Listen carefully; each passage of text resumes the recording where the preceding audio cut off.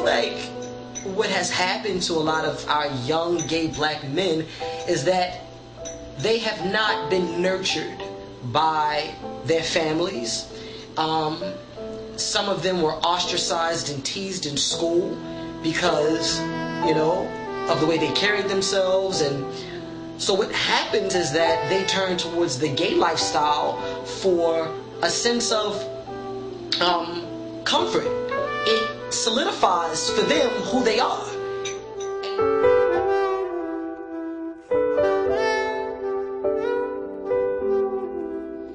So being black and gay in America today it's about making a decision. Am I going to acknowledge my sexual identity in public, you know, where eyes are watching and people are listening? Or am I going to just live my life behind closed doors and it be a secret to the world?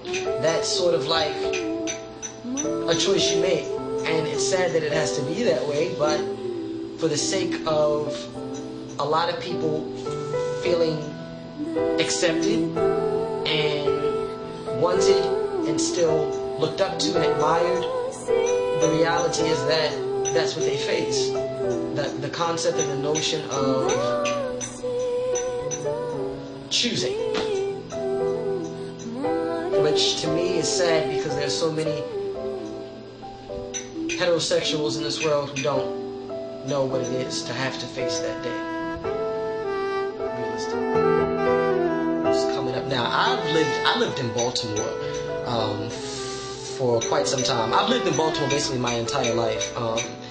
Before I left for college at Temple University, and then once I left Temple and came back to Baltimore. So pretty much, you know, I've seen the gay scene in Baltimore, in DC, Virginia, Philly, New York, now here in LA.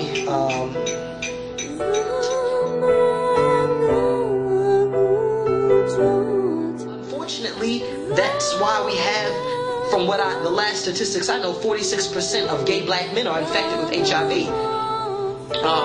You know, 46%, and that's a very high number because no one is telling these young men or making them realize just how serious it is to protect themselves and put on a condom. We all know it, realistically, but if you don't have that positive big brother figure, or you don't, even a gay big brother or a gay father, if you don't necessarily have that, and you're removed from your family structure, and you're removed from your elementary school friends, your middle school friends, people who didn't have anything to do with all this circuit gay Hollywood, this false lifestyle, then you fall into a trap. And I've seen it so many times, and it's like, I don't honestly know. I don't know what the resolution is.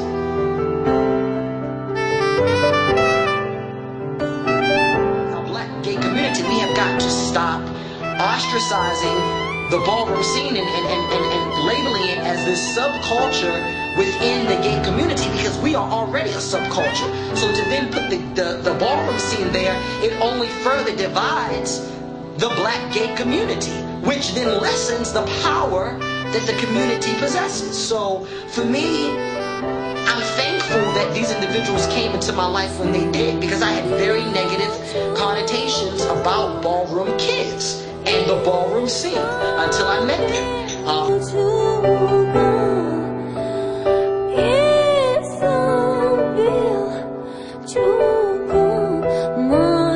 Yes, indeed, I was born gay.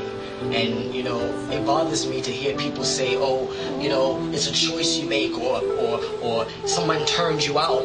You know, I remember literally being 14 years old, spending nights oftentimes in my room, praying to God practically in tears. This is like the 8th grade, begging God to take my attractions for men away, because I didn't want to be gay. I didn't want to have attractions to other boys. I didn't want that feeling. So I intentionally did extra things to sort of try and suppress you know, those desires that were coming along. You know, when I was a teenager, all of my sexual partners were girls, and I didn't even have my first interaction with a male until I was 19. It wasn't something that I wanted. And people say that, you know, boys can be turned gay because they were raised by their mothers or their grandmothers and their aunts, or their mother showed them too much attention or affection as a child. But, you know, there are millions of heterosexual males who were raised in a dominant female household who turn out, who are straight and who live healthy relationships alongside other women. For me, I always had my father in my life. You know, my father took me to basketball games and football games and taught me how to ride a bike and taught me how to fight karate, taekwondo. I did all those things, you know.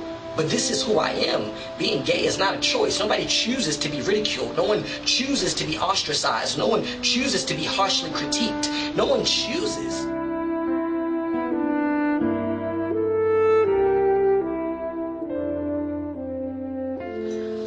I was 21 years old when I first came out to my friends.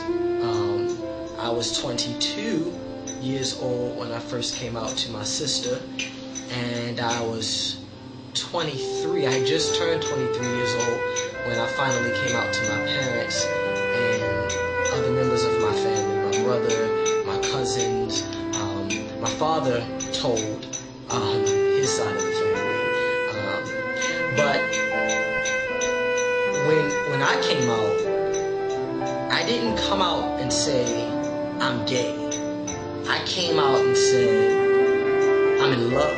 Because at that time I had just met this young man. I can't say his name on camera.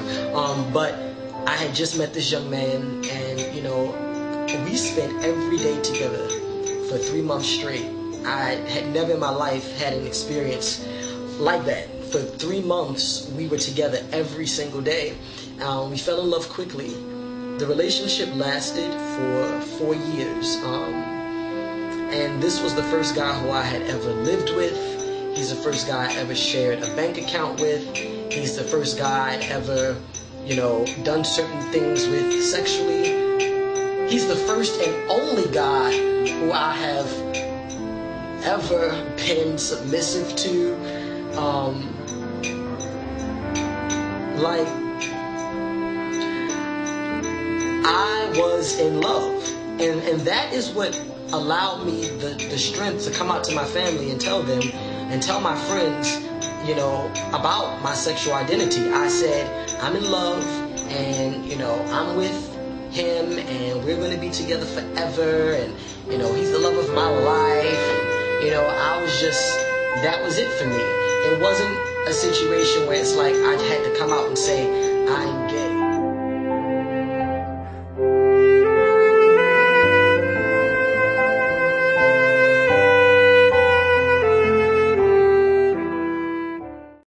I believe in gay marriage. Yes, I do. I definitely do. I do believe in gay marriage. And I would love to spend my life with one young man who I can love and, you know, share my dreams with, someone who I know is going to support my goals and my aspirations. I want to be able to sort of, you know, nurture someone else's spirit and their dreams as well, and create that union. And I hate having to call it gay marriage, because it's marriage. It's the union between two individuals who have made ultimate levels of sacrifice and struggle to be together. And I hate the fact that we, or society in general, especially westernized civilization, has to sort of categorize everything and put labels upon it. It's not gay marriage, it's marriage. It's marriage between two people who ultimately share this love. And for individuals, especially the gay community, who are so anti the idea and notion of it, I don't understand. I can't understand for the life of me how people who have interacted in relationships with other men or other women, how they could object to the notion thereof.